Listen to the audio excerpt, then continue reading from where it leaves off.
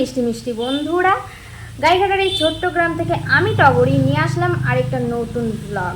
তো সবাইকে অনেক ভালোবাসা আর অনেক স্বাগত আমার এই ছোট্ট ভিডিওতে। তো এইদিকে দেখো, সকালবেলা কিন্তু আজকে আমি মেশিন চালানো দিয়ে সেলাই কাজ দিয়ে কিন্তু ব্লগটা শুরু করলাম, যেহেতু এটা কিন্তু আমার একটা কাজের পার্টে পড়ে। তো সেই কারণে এখান থেকে আমি ব্লগটা শুরু করলাম। এখন বাজে সকাল 8টা, আর 8টার থেকে কিন্তু শুরু করে দিলাম আজকের ডেইলি লাইফস্টাইল টগরির ব্লগ। তো সকালবেলা ছোট্ট একটা টিফিন করে বসে পড়লাম কাজে। আর তার থেকে আগে বলে নিই, সকালবেলা উঠে আজকে আমি স্নানটা সেরে ফেলেছি।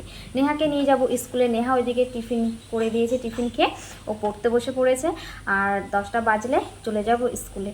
তো বন্ধুরা, তোমাদের কাছে একটা অনুরোধ, তোমরা ভিডিওটাকে স্কিপ না করে দেখতে থাকো। আজকের ভিডিওটা তোমাদের ভালো লাগবে। আর আমি আগে থেকে বলে রাখছি, ভিডিও অনেকটাই ছোট হতে চলেছে। ছোট ভিডিও তোমরা স্কিপ করে দেখো না, আশা করি তোমাদের ভালো লাগবে। আর পুরো ভিডিওটা তোমরা দেখো।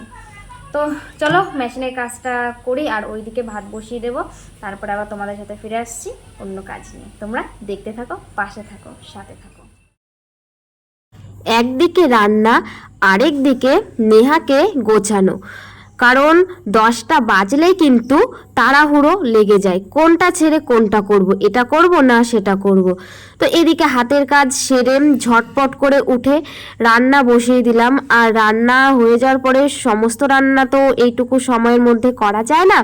তো সেদ্ধ ভাত আর যা যা নেহা খেতে চেয়েছে, সেদ্ধ ভাত দিতে বলেছে আলু সেদ্ধ দিয়ে, আর ঘি দিয়ে খেয়ে যাবে বলেছে, তো সেটাই দিয়েছি। আর নেহাকে স্কুল থেকে দিয়ে বাড়িতে চলে এসেছি। আর কালকে বিকেলবেলা বাবা এসেছিল কাঁঠাল নিয়ে, তো 2টো কাঁঠাল নিয়ে এসেছিল। একটা কাঁঠাল পুরো গাছ পাকা, আর এই কাঁঠালটায় অজস্র কোয়া। তো তোমরা দেখেই বুঝতে পারছো যে এত পরিমাণে অজস্র যে কোয়া, মানে ভাবাই যায় না। তো এইদিকে এই কাঁঠালগুলোকে ভাগ করে নিয়েছি, যেহেতু পাশের বাড়ি মাসিকে দেবো আর আমার বান্ধবীকে দেবো।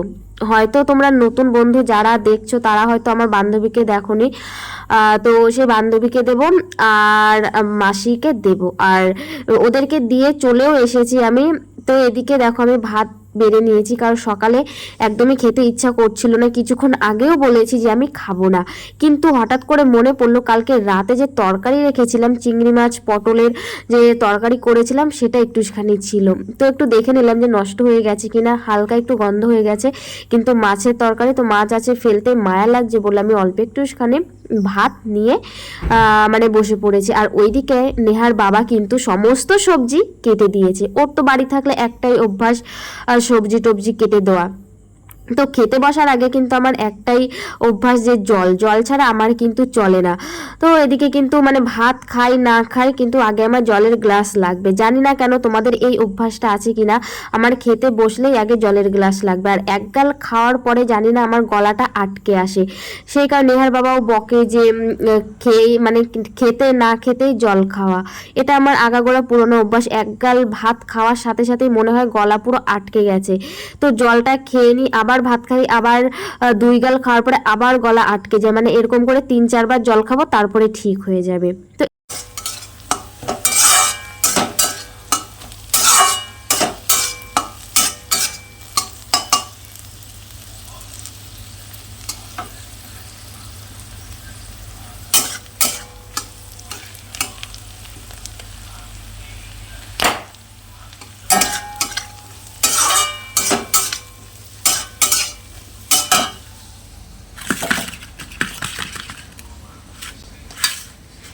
তোমরা বলতে পারো যে এখানে এই কাঁচা মাছটা কি করছে। তো এটা হলো নেহার বাবার জন্য কাঁচা মাছটা যখন মশলা দেবো, মশলার সাথে কষিয়ে দেব। আর আমি যেহেতু কাঁচা মাছ সেইভাবে খেতে পারি না, তাই আমারটা নেহারটা ভেজে নিয়েছি। আর নেহার বাবারটা যখন মশলা কষাবো, মশলার সাথে মাছটাকে দিয়ে হালকা কষিয়ে নেব। কারণ ও ভাজা মাছ, মানে এগুলো তো জ্যান্ত মাছ, তো জ্যান্ত মাছ ও ভেজে খায় না, ওর নাকি ভালো লাগে না। এরকম কাঁচা মশলা মাখিয়ে দেব, সেই মাছটা ও খেতে খুব ভালোবাসে। সেই কারণে নেহার বাবার মাছটা আমি ভাজিনি। চলে আসলাম রান্নায়। যেহেতু রান্নাটা করা হয়নি, সেদ্ধ ভাত করে দিয়েছিলাম, নেহা সেটাকে স্কুলে গেছে। এখন চলে আসলাম রান্নায়। আর সকাল সকাল বরমশাই রেখেছিল মাছ, আর আমি এই কয়েকদিন ধরে সকালেই স্নানটা করে ফেলছি। আর স্নান করার পরে মাছ কাটতে আমার একটুও ভালো লাগে না, তো সেই কারণে আজকের মাছটা নেহার বাবাকে দিয়ে কাটিয়েছি। তো এদিকে আমার স্নান হয়ে গেছে, আর মাছ কাটবো, তারপরে সারা গা যেন আস্তে আস্তে গন্ধ বেরোয়, কেমন একটা নিজের কাছে নিজেকে যেন লাগে। তো এইদিকে নেহার বাবা তো মাছ কেটে দিয়েছে, মাছ টাছ তো ভাজা হয়ে গেছে। আমার আর নেহার মাছটা ভেজে নিয়েছে। নেহার বাবার মাছ তো ভাজা খায় না, যেহেতু জ্যান্ত মাছ ও ভেজে খায় না। যেটা ছোটবেলা থেকে খেয়ে এসেছে, সেই অভ্যাসটা তো আর মানুষের একদিনে পরিবর্তন হয় না। তো আমিও ওকে সেইভাবেই করে দিই, শুধু আমাদের মাছটা আমি ভেজে নিই, যেহেতু ওর হলো ছোটবেলা থেকে অভ্যাস কাঁচা মাছ খাওয়ার, আর আমার ছোটবেলা থেকে অভ্যাস ভাজা মাছ খাওয়ার, দুজনা দুরকম। তো এদিকে দেখো আমি মশলাটা কষিয়ে নিচ্ছি, আর এই মশলার মধ্যেই আমি দিয়ে দেব যে রাখা ছিল কাঁচা মাছটা, সেই কাঁচা মাছটা দিয়ে দেব। তো এভাবে মাছ রান্না করে খাওয়ার কিন্তু স্বাদ আলাদা, কিন্তু আমার একটু ভাজা না হলে মাছ আমি খেতে পারি না, সেই কারণে আমি আমারটা ভেজে নিয়েছি। কিন্তু সত্যিকারের কথা, এই মাছের ঝোল এইভাবে রান্না করে তোমরা খেয়ে দেখবে অসাধারণ লাগে। তো এইদিকে আমি মশলাই দিয়েছি শুকনো লঙ্কা, সাদা জিরে আর রাঁধুনি বাটা, যেটা আমি আমার শাশুড়ি মায়ের কাছ থেকে শিখেছি। তো এইখানে রান্নার অনুযায়ী কিন্তু শ্বশুরবাড়িতে যেভাবে রান্না করে সেইটাই আমি শিখেছি। আমি আমার বাবার বাড়ির রান্না কখনোই এখানে তুলে ধরি না। তো যেটা নেহার বাবা ছোটবেলা থেকে খেয়ে এসেছে যে এইভাবে, সেইভাবে আমি রান্নাটা করি। তো এই যে শিলনোড়া ধোয়া জল কারা কারা রান্নায় দাও অবশ্যই কিন্তু জানিও। আগে আমি ধরতাম না, দিতাম না বলে অনেক কথা শুনেছি আমার বড়মশাইয়ের কাছে। নেহার বাবা অনেক কথা বলেছে। তো বলে না, নিজের হাতে যখন সংসারটা আসে তখন কিন্তু আস্তে আস্তে সব কিছুই পরিবর্তন হয়ে যায়। নিজের একটা বলতে সেই জিনিসটা কিন্তু চলে আসে। তো এইদিকে দেখো আমি মাছটাকে কিন্তু কষিয়ে নিচ্ছি, আর তারপরে এই যে শিলনোড়া ধোয়া জলটা সেটাও কিন্তু দিয়ে দেব। আর এখন যেহেতু শিলনোড়া কিন্তু চল নেই, অনেকে কিন্তু মিক্সিতে বেটে কিন্তু দেয়, কিন্তু আমি যেটা মনে করি মিক্সি বাটার থেকে কিন্তু শিলনোড়ার বাটা মশলার স্বাদ কিন্তু অন্য রকম হয়, তাই না? আমার কিন্তু মিক্সি আছে, তবু কিন্তু আমি কিন্তু মিক্সি কিন্তু ব্যবহার করি না। আমার কাছে যেন মনে হয় যে ওটাই মানে কেমন একটা দেরি দেরি হবে। আর যেহেতু আমার রান্নার এখানে কোনো কিছু সেট নেই, হয়তো সেট থাকলে হয়তো আবার সেটা মনে হতো না, যেহেতু এখানে কোনো বোট ফোট নেই, আবার এসব ঝামেলা আলাদা, ওইখানে গিয়ে মানে যাওয়া আসা, আবার সেট করা ধোয়া, এসব একটা কীরকম যেন এক্সট্রা কাজে মনে হয়। যতক্ষণে ওইগুলো করব ততক্ষণে মনে হয় শিলনোড়াতে দুই ডলা দিলে আমার মশলা বাটা হয়ে যাবে। তো দেখো এদিকে কিন্তু আমি জলটা দিয়ে দিয়েছি মাছের মশলাতে, আর এদিকে যে আলু পটল যে ভেজে রেখেছিলাম সেগুলোকে এক এক করে আমি দিয়ে দিলাম।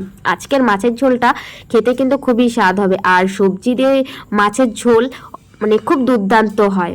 তো নেহার বাবা না আগে খেত না, এখন ও খেয়ে খেয়ে অভ্যাস হয়ে গেছে, আমি ওকে অভ্যাসে পরিণত করে দিয়েছি।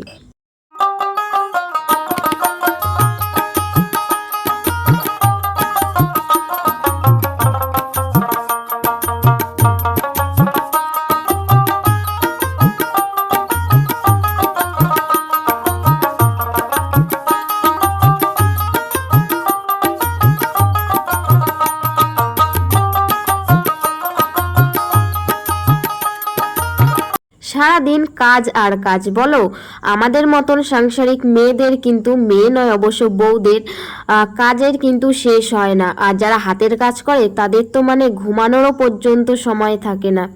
তো এইদিকে দেখো খাওয়া দাওয়া করে আমি বসে গেছি ব্লাউজগুলোকে ভাঁজ করতে। আর এই এক একটা ব্লাউজ করতে জানো কত দেয়, তোমরা শুনলে অবাক হয়ে যাবে। এতটা খাটনি, এতটা কষ্ট করে এই পয়সা। তো এক একটা ব্লাউজ করলে দেয় 4.5 টাকা সামথিং এরকম পড়ে। মানে ডজন 12টা করলে 51 টাকা দেয়। এবার তোমরা হিসাবটা নিশ্চয়ই বুঝতে পারবে তাহলে পার পিস কত করে পড়ে। তোমাদের সাথে সবটাই শেয়ার করলাম। হয়তো ভেবেছিলাম যে এইসব কাজের কথা তোমাদের সাথে শেয়ার করব না, কিন্তু যেটা আমার লাইফস্টাইল, যেটা আমি করি তোমাদেরও তো জানার প্রয়োজন আছে, তো সেই কারণে আজকে আমি বলে দিলাম।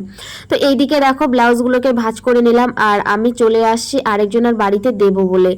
একজনের নতুন হেম করবে, আর যেই মালিকটার কাজ করি সেই মালিকটা না হেমার খোঁজে, হাবড়া থেকে আসে, অত দূর থেকে আসে, শুধু মেশিনের ব্লাউজগুলো নেবে। বলেছিল যদি হেমার কিছু হয় হেম করে দিলে পুরো ব্লাউজগুলো কমপ্লিট হয়ে যাবে, তাহলে ওনার সুবিধা হবে। তো সেই কারণে দুজন হেমার এখানে জোগাড় হয়েছে। তো বললো যে এই সপ্তাহের মেশিন থেকেই হেমগুলোকে দিয়ে দিতে। তো এদিকে 2 দিন এসে ঘুরে গেছে, যেহেতু মেশিন তুলবো তারপরে তো ওরা ব্লাউজগুলো করবে, তো সেই কারণে 2 দিন এসে ঘুরে গেছে। তো ভাবলাম না একটা মানে মান সম্মানও তো আছে, তো সেই কারণে এখন বিকেলবেলা আমি দিতে আসলাম, আর তার সাথে আমার হাঁটাও হয়ে গেল। আর এই জায়গাটা না আমার না খুব ভালো লাগে, দেখো গাছপালা একটা অন্যরকম। আর এই জায়গাটা আগে ফাঁকা ছিল যখন আমার বিয়ে হয়েছিল, এখন বাড়ি হয়ে পুরো ভর্তি হয়ে গেছে। আর আমি এখানেই কিন্তু শর্ট ভিডিওগুলো করতে আসি। একদিন আমি কোন লোকেশনে শর্ট ভিডিওগুলো করি সেগুলো তোমাদের সাথে শেয়ার করব। তো যেই দিদিকে দিতে এসে সেই দিদি বাড়ি নেই, দিদির ছেলে বেরিয়ে এসে ব্লাউজগুলোকে নিল।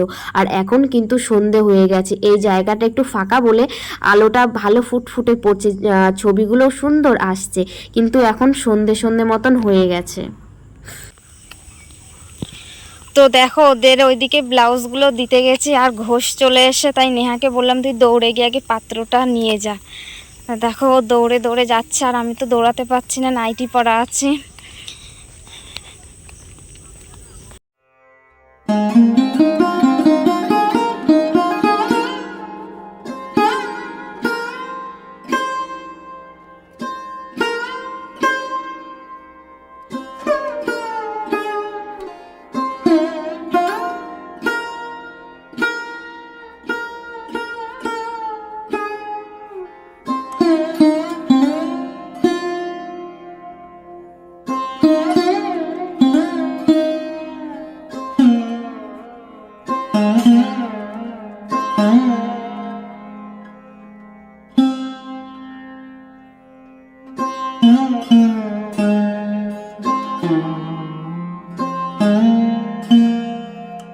রাতের খাওয়া দাওয়া হয়ে গেছে আর আজকে রাতে করেছি, ঘরে ছিল চাল কুমড়ো, আলু দিয়ে পাঁচফোড়ন দিয়ে পেঁয়াজ দিয়ে রসুন দিয়ে একটা মাখা মাখা তরকারি করেছি, সেটা দিয়ে দিব্যু রুটি খাওয়া হয়ে গেল। আর তারপরে দেখো এদিকে আমি ফিল্টারে জল ভরে নিচ্ছি, কাল যেহেতু শনিবার কিছু কাজ এগিয়ে রাখি, আর শনিবার মানেই তো বুঝতেই পারছো আঁকা স্কুল সবটাই একসাথে আমার, তো রাতেই আমি অর্ধেক কাজ গুছিয়ে রাখি। আর এইদিকে দেখো জলে আমরা ফিটকারি দিয়ে খাই, তোমরা তো অবাক হয়ে যাবে যে জলের মধ্যে বাবা এটা আবার কি করছে, ফিল্টারের মধ্যে আবার ফিটকারি দিতে হয়। যে ফিল্টারে যে যন্ত্রটা মেশিনটা সেই পাত্রটা নেহার বাবা খুলে রেখে দিয়েছে, ওর হলো ওই জলে পোষাচ্ছে না খেয়ে, তো সেই কারণে বললো না ফিটকারি দেওয়া জলটাই আমাদের কাছে বেটার। তো এইদিকে ফিল্টারে জল টল ভরে রেখে ফিটকারি দিয়ে চলে আসলাম মর্টিন, আর এটা না জ্বালালে রাতে একদমই মশা ঘুমাতে দেবে না, তো সেই কারণে দেখো এইদিকে আমি মর্টিনটা জ্বালিয়ে নিচ্ছি আর গ্যাসটা সবই ধুয়ে মুছে রেখে দিয়েছি যেন কালকে সকালে উঠে তাড়াহুড়ো না লেগে যায়। তো এইদিকে মর্টিনটা জ্বালিয়ে নিয়েছি, আর মশার উৎপাত এত পড়েছে, তার সাথে গরম, মশারি যেহেতু টাঙানো হয় না, টাঙাই না, আর মশারি টাঙালে না হাওয়াটা তেমন লাগে না, তো সেই কারণেই আমি মর্টিনটা জ্বালিয়ে নিচ্ছি। তো এইদিকে আমার সমস্ত কাজবাজ হয়ে গেছে আর নেহা তো ঘুমিয়ে পড়েছে, আর এইদিকে দেখো আমি ওষুধটা খেয়ে নিচ্ছি। আর এখন কিন্তু রাত কিন্তু অনেকটাই বেজে গেছে, তো সেই পাড়া প্রতিবেশী সবাই ঘুমিয়ে পড়েছে, পুরো পাড়া নিঝুম, এখন বাজে 11টা, তো এই কাজবাজগুলো সারতে তো দেরি তো হবেই। তো এদিকে আমি ওষুধটা খেয়ে নিচ্ছি, আর আজকে এই ব্লগটা আমি এখানেই শেষ করব। তো আজকের মতন এখানেই তোমাদের কাছে বিদায় নিচ্ছি, দেখা হচ্ছে পরবর্তী নতুন ভিডিওতে সকাল 11টায়। সবাইকে শুভরাত্রি জানিয়ে শেষ করলাম।